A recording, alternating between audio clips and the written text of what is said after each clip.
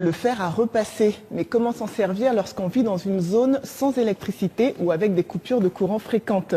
Pour répondre à la question, direction Goma en RDC, où un jeune ingénieur a créé un fer à repasser sans fil qui fonctionne avec une batterie rechargeable en lithium. Dans cet atelier de couture situé à Goma, dans l'est de la RDC, il y a deux objets essentiels. À l'évidence, la machine à coudre, mais aussi le fer à repasser. Ici, les couturières ont adopté ce fer sans fil qui a la particularité d'être rechargeable.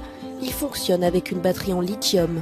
Ce fer nous est utile parce qu'il nous a aidé à réduire la consommation électrique du courant, mais aussi en cas de délestage, soit parlons en termes de coupure du courant, ce fer est vraiment utile, très utile, je souligne bien. Comme le fait qu'il y a des gens et une batterie interne, ça nous aide vraiment. Avec plus de 2 millions d'habitants, Goma est l'une des plus grandes villes du pays. Mais de nombreux Congolais rencontrent des problèmes d'électricité. C'est dans ce quartier résidentiel qu'habite Jackie, une mère de famille. Il y a quelques semaines, séduite par le concept, elle a aussi acheté ce fer Made in Goma. Depuis que je me suis procuré ce fer à repasser, je suis satisfaite. J'utilisais dans le passé des fers à repasser qui ne fonctionnaient que grâce à l'électricité ou au charbon. Mais celui-ci possède une batterie rechargeable, ce qui fait que, même sans utiliser une source d'énergie, j'ai maintenant la possibilité de faire mon repassage sans problème. Et cela nous facilite vraiment la tâche, nous qui habitons des quartiers où nous avons parfois rarement l'énergie.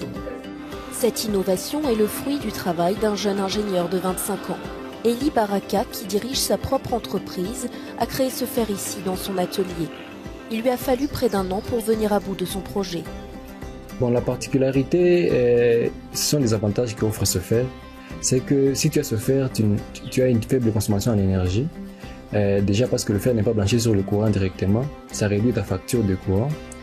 Mais aussi pour ceux qui se déplacent dans des différents endroits où il n'y a pas peut-être du courant, en mission ou quelque part, le fer est portatif. Et aujourd'hui, dans le monde, nous avons un problème énergétique qui touche en tout cas beaucoup de pays. C'est que la consommation en énergie est en train de grimper, les factures aussi grimpent. Alors nous cherchons comment économiser l'énergie. Si ce fer ne semble qu'avoir des atouts, il détient cependant un inconvénient, son prix, environ $140. Le jeune entrepreneur qui a financé lui-même son projet espère un soutien financier pour notamment développer d'autres produits, eux aussi moins gourmands en électricité.